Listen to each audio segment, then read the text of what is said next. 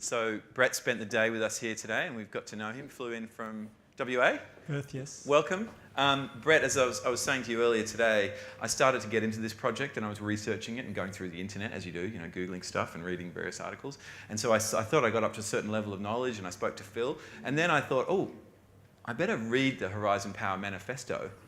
And the very first page I read was so much more amazing than all of the stuff that I was reading on the internet about the future of energy. So, in your words, what do you think the energy future is going to be, Mr. Power Generator? That's built me up quite nicely and probably overstated it. So the manifesto is a document written internally by Horizon Power which really neatly articulates how we see the DER future.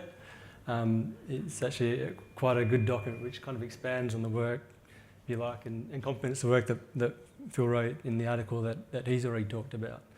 Which again is a good read. So I won't talk about Horizon Power.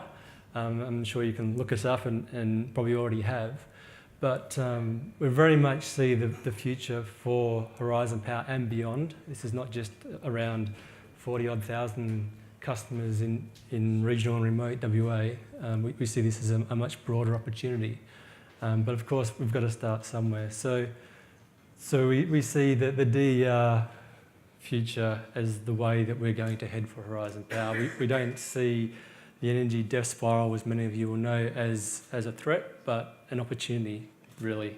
And we're embracing that. So really what we're about here and why we're at Pollenizer is we see a really significant opportunity for us to move into something that's new and unique, as the guys have already spoken about.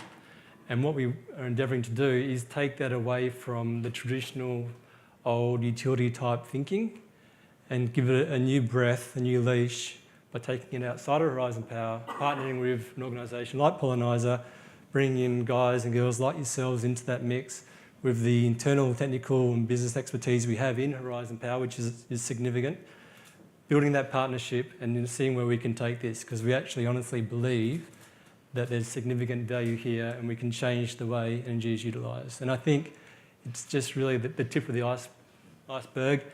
And our internal conversations that we have by spamming each other with emails quite often, we honestly believe that the limit that applies to this is really your imagination. Once we start talking about data, big data, you would have all heard those terms, so the things that we can do with that is amazing. And talking to some of the guys just a couple of minutes ago, around, as an example, what you can do with non-invasive load monitoring, the products and services you can potentially offer there are kind of really cool, and we're just exploring those now.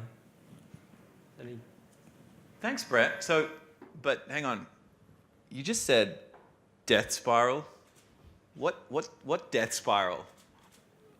I mean, can you explain that? What does that mean? I mean, what is that? That sounds terrible. No, it doesn't mean anything to us. I mean, I presume everyone's familiar with the death spiral. You know, the more and more customers move off the grid, so you need to increase your price of your tariff, which incentivises customers to move off the grid. Then the cost of your DER reduces, so you go through that spiral, and then you've got basically a network that may be devalued. Horizon Power sort of is opportunity in that regard. Is actually, no, we believe we can increase the value of our network. And there are ways to do that. For instance, if we can develop a business or a set of products and services that actually incentivises the customer to invest in that DER future, and then we can effectively have them linked to our network to achieve the benefits for them and for us. That's really the goal here. So it's around how do we, the objectives are probably 3 or 4-fold here, but how do we reduce the operational cost of our business? Being a GTO, we're always under cost pressures. How do we provide an incentive for customers to participate in a DER world? And there's a couple of issues there that we're up against currently. In our microgrids are reasonably small, ranging from a couple of thousand customers to a couple of hundred. And we've got currently capacity constraints where in some locations we can no longer accommodate any more PV, for instance. And our customers don't buy that. They see that as old thinking, they see that as disruptive, they see us as just being old and slow. So we want to change that. We want to encourage people to invest. Well, I don't know about you guys, but I think it's pretty amazing that an old and slow power company is here tonight with us, doing what they're doing. and trying to really light it up. So, really salute you, Brett. It's a fantastic vision.